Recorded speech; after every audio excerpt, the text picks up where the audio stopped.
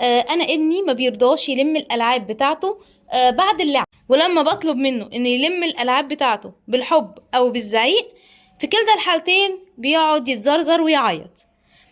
هل ده طبيعي ولا المفروض اتعامل معاه ازاي؟ خصوصا ان هو مش رضيع، هو في سن دخول المدرسة. فاحب اقولك يعني انت بتسالي ان ده طبيعي او مش طبيعي. لا طبعا ده مش طبيعي نهائي.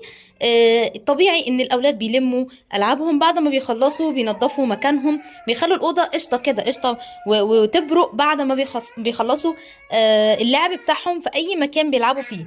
وخصوصا ان انت قلتي ان ده طفل كبير، فاوعي تبقى المنظر عندك، لا لازم تبقى الشقه نظيفه وزي الفل. انا طبعا معلمه اولادي على الموضوع دوت، اما بيخلصوا لعب ويخلصوا اللي هم عايزينه، بلاقي الاوضه، بصوا مش عايزه اقول لكم قد ايه ببقى مبهوره من نظافتها، ومن ان انا عمري ما اتكعبل في لعبه.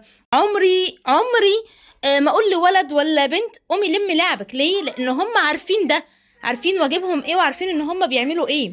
ولا اللعب بتبقى متنطوره يمين وشمال، لا خالص، هي بتبقى محدده في مكان واحد بس كده. لكن ان انا الاقي لعب في كل مكان، وان اللعب مثلا تبقى تحت الانتريه في المطبخ، ابدا ابدا ما بشوفش ابدا المنظر ده عندي. فانا عايزاكي تتخذيني قدوه.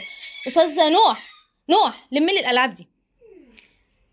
وطبعا انا اول، حتى لو صدفت ولقيت المنظر في لعبه واحده مثلا في الارض، ساعتها بضطر اقول لهم، الفت نظرهم، يمكن ما خدوش بالهم مثلا، فبيجروا ساعتها يعني يجروا هما الاتنين ورا بعض كده، بحيث ان يلحقوا يلموا اللعبه اللي هما شالوها دي. ودلوقتي نقول لنوح، يلا يا نونو نلم الالعاب بتاعتك يا بابا.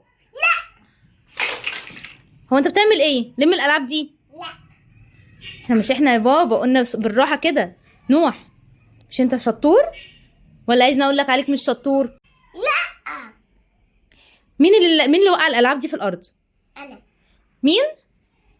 انا. طيب يبقى انت برضه اللي تلمها. نقول ايه؟ لا. نقول ايه اخر كلام؟ لا. لا، المفروض نقول حاضر. لا.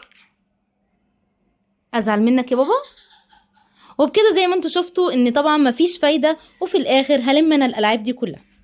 سلام عليكم.